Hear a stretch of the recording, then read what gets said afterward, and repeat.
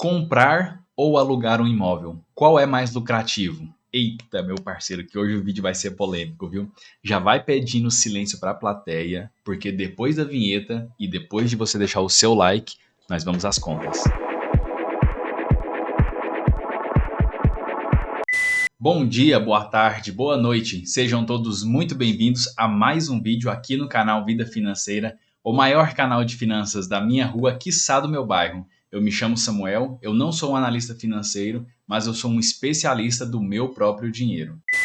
Bom, para conseguir responder essa pergunta extremamente complexa, eu vou usar aqui alguns exemplos, considerando algumas situações hipotéticas, porém utilizando números o mais próximo possível da nossa realidade. Aqui vão ser importantes nós considerarmos algumas coisas. A primeira delas é que todo o racional que eu estou usando aqui, eu estou usando somente números. Então eu sei que a compra de um imóvel, ele também tem a ver com o valor sentimental, onde você está adquirindo a tua casa própria, enfim. Nesse momento, ele não está sendo considerado aqui na conta. Não quer dizer que ele não seja importante, mas para a conta a gente não consegue mensurar isso, né? Então eu não estou considerando ele aqui na conta. Outra coisa é que toda a base de cálculo que nós vamos usar aqui para calcular rentabilidade, nós vamos estar usando uma rentabilidade de 1% ao mês, que do meu ponto de vista é uma rentabilidade até conservadora. Também é importante ressaltar que o intuito do vídeo não é ser extremamente preciso nos números levantados. É, né, mostrar um cenário aqui que são números que vai estar muito próximo da realidade de todo mundo. Muito bem, dito tudo isso agora, então vamos começar as nossas contas, que é o mais importante, que é o que vocês estão aqui no vídeo para ver. Bora lá? A primeira conta que nós vamos fazer aqui é referente a aluguel. Duas coisas. Primeiro, como que a gente mensura quanto que eu devo cobrar de aluguel sobre um imóvel? E de segundo ponto, qual que é o reajuste que é feito anualmente sobre esse aluguel? Então nós vamos falar sobre esses dois pontos aqui baseado em alguns sites que eu vou deixar o link na descrição desse vídeo. Como eu faço para saber qual é o valor que eu devo cobrar de aluguel sobre um imóvel que eu comprei? Existe um site que diz, o link dele está na descrição, que o valor do imóvel ele é cobrado em torno de 0,5% até 1% sobre o valor do imóvel. E para casas ou apartamentos que têm 3 quartos, o valor médio cobrado gira em torno de 0,75%. Portanto, para o nosso exemplo, o valor a ser cobrado de aluguel sobre o valor do imóvel que a gente vai estar mensurando seria de R$ 1.500. Guarda essa informação por enquanto. Vamos agora para o segundo item, que é a questão do preço do reajuste a ser cobrado anualmente de aluguel.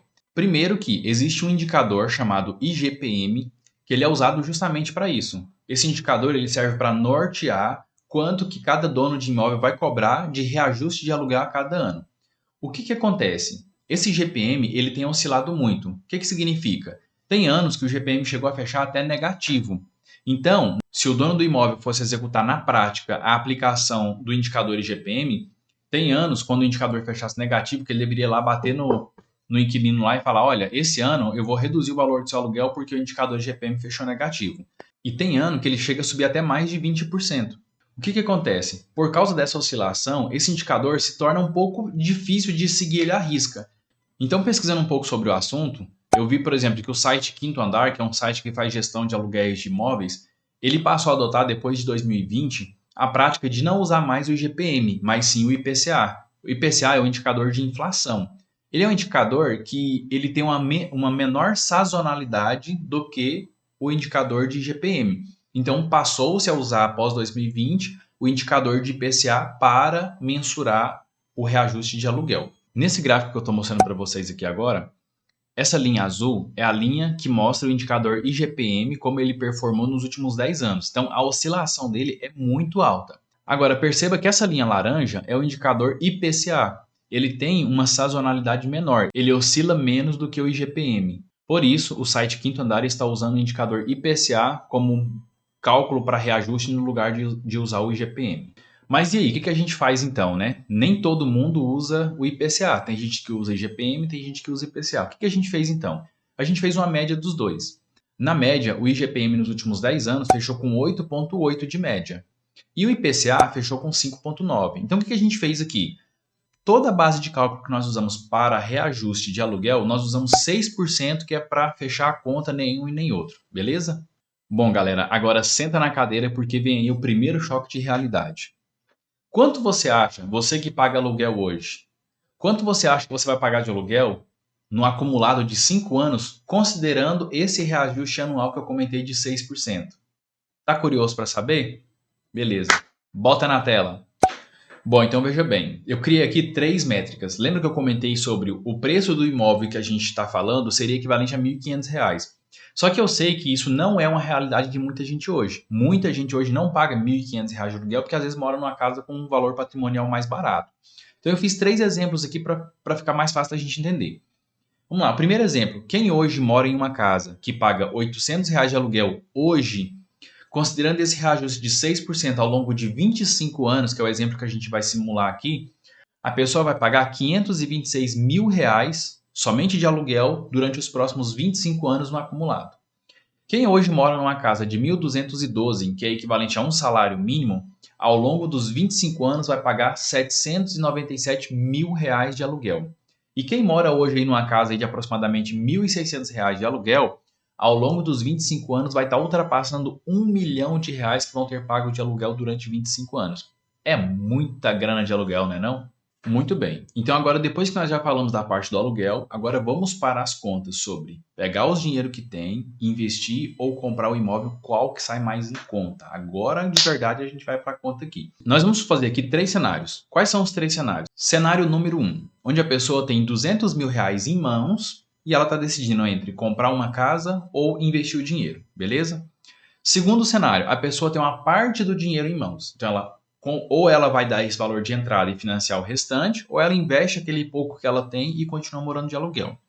Cenário número 3, a pessoa não tem nada de dinheiro na mão. O único dinheiro que ela tem para dar de entrada na casa é o dinheiro que está lá dentro do FGTS dela. Beleza? Então nós vamos usar esses 3 cenários aqui para exemplificar se vale a pena ou não vale a pena comprar uma casa. Então, todos os nossos exemplos, o nosso imóvel é no valor de R$ 200 mil. Então, nesse primeiro exemplo aqui, o cidadão, a pessoa, ela tem lá R$ 200 mil no bolso para comprar a casa ou para investir. O primeiro exemplo, então, que vocês já estão vendo aí na tela é se a pessoa decidir investir. Se ela decidir investir, ela vai pegar os R$ 200 mil dela, vai aplicar esse dinheiro com uma rentabilidade de 1% ao mês durante 300 meses, que é a conta que a gente fez aqui, que é a simulação que eu fiz de financiamento é de 300 meses, então, replicando a conta para cá, o valor final que essa pessoa teria, quer dizer, ela investiu 200 mil agora, não fez mais nada, ao longo dos 300 meses, quanto que esses 200 mil virou? Eles vão ter virado R$ 3.957.000, quase 4 milhões de reais. Aí vamos lá, mas essa pessoa, se ela decidiu investir, ela continua pagando aluguel, certo? Aí é aquela continha que a gente fez, né? Se essa pessoa mora numa casa hoje de R$ 800, ela vai ter pago 526 mil. No outro cenário 2 ali, de R$ 1.200, ela vai estar pagando 797 mil. E no outro cenário de 1.600, ela vai estar pagando R$ 1 milhão de aluguel. Se eu pegar tudo que ele recebeu de rentabilidade ao longo desses 300 meses, cobrir aquilo que ele pagou de aluguel, ainda assim ele teria um ganho aí entre 2.900.000 e 3.400.000. Então, nesse primeiro momento, né, quando o cara tem o dinheiro no bolso, é muito mais fácil tomar a decisão, porque aí ele coloca ali a conta e já consegue chegar num resultado. Agora vamos para o segundo cenário. Esse cara decidiu não investir o dinheiro dele, ele decidiu comprar uma casa. Beleza? Então, o primeiro ponto é, ele comprou uma casa. Quanto que essa casa vale ao longo desses 300 meses? Galera, eu não sei, não tem como saber, porque isso depende muito da localização, do estado da casa, se esse cara fez manutenção nela ou não. Então, enfim, essa conta eu vou deixar para vocês refletirem sobre ela, beleza? Eu não consigo calcular quanto que essa casa valeria. Eu presumo aqui que ela vai estar valendo em torno de 400 a 500 mil reais ao longo de 300 meses. Não sei, é um chute aqui, tá? Mas, sei lá, 400, 500 mil é o meu palpite. Vamos pensar o seguinte, se ele comprou a casa, vocês concordam comigo que ele estava com o dinheiro no bolso, comprou a casa, então ele não está pagando mais aluguel? Então eu estou fazendo a conta aqui de que aquele valor que ele iria pagar de aluguel, agora ele está investindo esse dinheiro, ok? Então se ele não vai pagar aluguel, ele vai investir o mesmo valor. Se ele vai investir R$ 800 por mês, que é o valor do aluguel lá de cima, ele vai ter ao longo de 25 anos R$ 1,5 milhão. Se ele investir R$ 1.200.000, ele vai ter R$ 2.200.000. E se ele investir R$ 1.600 todo mês, ele vai ter R$ 3 milhões. O que isso significa? Que nesse primeiro cenário que o cara tem 200 mil no bolso, ao longo de 25 anos, se ele comprar uma casa, ele vai ter o valor da casa mais um patrimônio entre 1,5 milhão e 3 milhões, só pelo fato de ele estar investindo o valor que ele pagaria de aluguel. Se ele decidir investir, ele vai ter um patrimônio em torno de 2.900.000 a 3.400.000, mesmo tendo pago aluguel durante todos esses anos. Aí você me responde no cenário 1. Vale a pena comprar ou alugar uma casa? Olha, confesso para vocês que nesse cenário número 1 aqui, de qualquer jeito que o cara fizer, ele vai ficar com muita grana no final do dia, né? Então, ter 200 mil para comprar uma casa é bom. Agora vamos para o nosso cenário número 2. Aqui a brincadeira começa a ficar interessante. No cenário número 2, a pessoa possui 50 mil em mãos, mas ele quer comprar um imóvel de 200 mil. Então o que vai acontecer? Primeiro cenário, ele decide pegar os 50 mil e não comprar uma casa. Ele decide investir os 50 mil. O que vai acontecer?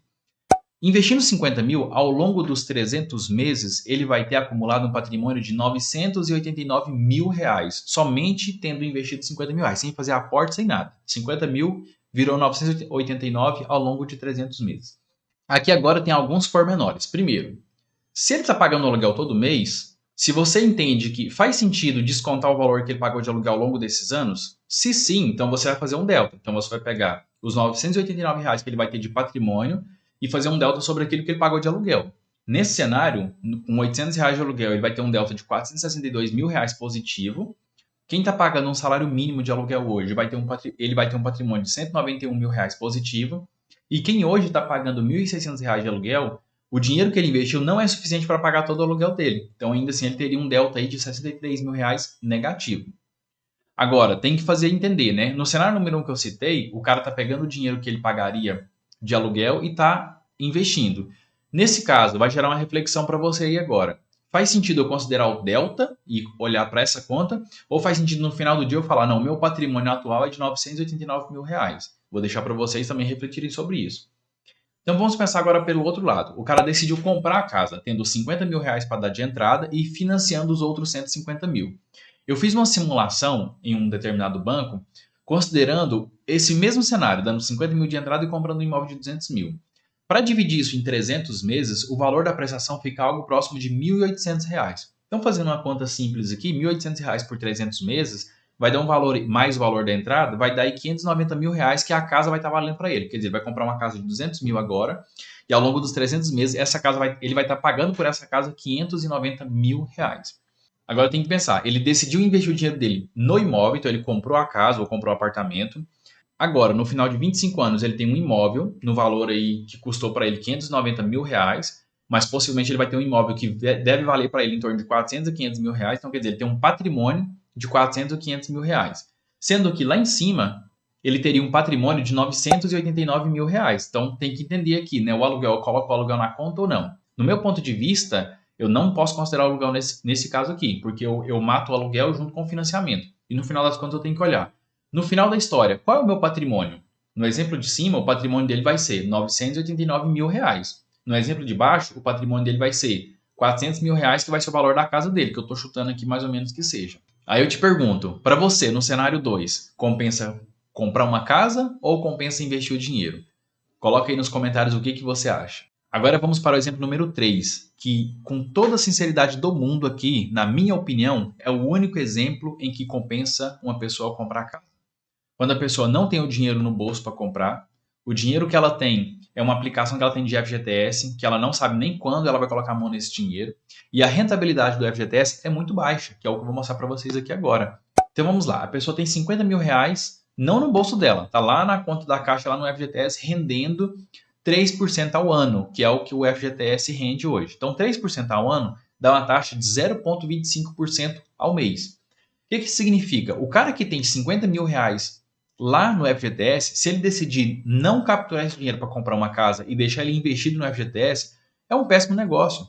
Porque os 50 mil reais dele, ao longo de 300 meses, vai estar valendo 105 mil reais. Quer dizer, ele dobrou de preço, enquanto que um dinheiro investido em outro lugar vai render quase 1 milhão. Então, por aqui já dá para ter uma ideia de que o investimento nesse caso já não vale muito a pena. E considerando ainda que se ele decidir investir, ele vai continuar pagando aluguel, ele vai chegar a ter um delta aí no final dos 25 anos de 420 mil, ou de 690 mil, ou de 947 mil, dependendo do preço do aluguel que ele paga agora. Então, do meu ponto de vista aqui, investir neste caso, não sei se vale a pena. Do meu ponto de vista, não. Se ele decide comprar uma casa, o que vai acontecer? Primeiro que, ao longo dos 300 meses, ele vai ter um imóvel no valor ajustado, que vai ser, no meu ponto de vista, em torno de uns 400 mil. Agora, o que acontece? No mesmo cenário de aplicação ali, ele dá os 50 mil de entrada que está lá no FGTS, paga a prestação de R$ 1.800 por mês, ele vai estar pagando imóvel no valor de R$ 590 mil ao longo de 300 meses que vai sair para ele. Porém, o delta dele, se ele for considerar o que ele pagou na casa contra o que ele vai pagar de aluguel, a casa para ele vai sair mais barata. Porque o aluguel ele vai pagar lá em torno de, sei lá, de 500 a 1 milhão de reais. Enquanto a casa vai sair para ele por 590 e a casa é dele. Então, nesse ponto de vista, me parece que a decisão de comprar uma casa é muito mais interessante do que deixar o dinheiro parado lá no FGTS. Considerando que você não consiga sacar esse dinheiro, claro, né? Bom, pessoal, estou colocando aqui embaixo agora os 3 cenários, um do lado do outro, para ajudar vocês a olhar e entender qual a diferença entre um e outro aqui. Qualquer dúvida que surgir, né? Ah, eu não concordei com isso, eu não concordei com aquilo, deixa aqui nos comentários. Vamos fazer esse comentário bombar aqui. Primeiro comentário que você vai colocar é: você é a favor de comprar uma casa ou você é a favor de investir o dinheiro? Coloca no comentário aqui embaixo qual é a sua opinião que eu quero interagir com você. Se ficou alguma dúvida em relação aos números que eu coloquei aqui, né, algum site que eu usei para chegar nessas informações, pode colocar aqui embaixo também que a gente vai trocando ideia aqui compartilhando. O que eu quero aqui é trazer clareza para vocês dos cenários. Eu não estou aqui dizendo que realmente um é melhor do que o outro. Para mim vai muito da situação atual da pessoa, né? Tem gente que tiver 200 mil reais no bolso para comprar uma casa ou para investir, ele vai olhar o número aqui e é fácil tomar a decisão. Agora, para quem tem que usar um financiamento ou que vai ter que usar o FGTS, você já muda um pouco esse cenário. Então você precisa já fazer conta para entender a tua realidade se faz sentido ou não. Beleza? Galera, esse foi o vídeo. Espero muito que vocês tenham gostado desse conteúdo. Deu bastante trabalho para fazer. Então não se esqueça de se inscrever nesse canal se você ainda não é inscrito. Deixa o joinha nesse vídeo aqui. Compartilha ele para tua mãe, para o teu pai, para o teu papagaio, para o teu periquito e para aquele amigo que está casando agora e quer saber se compra casa ou se aluga. Todo mundo tem um amigo assim. Beleza, galera? Não esquece de ativar o sininho aí para receber as próximas notificações, beleza? Um grande abraço, até a próxima, valeu!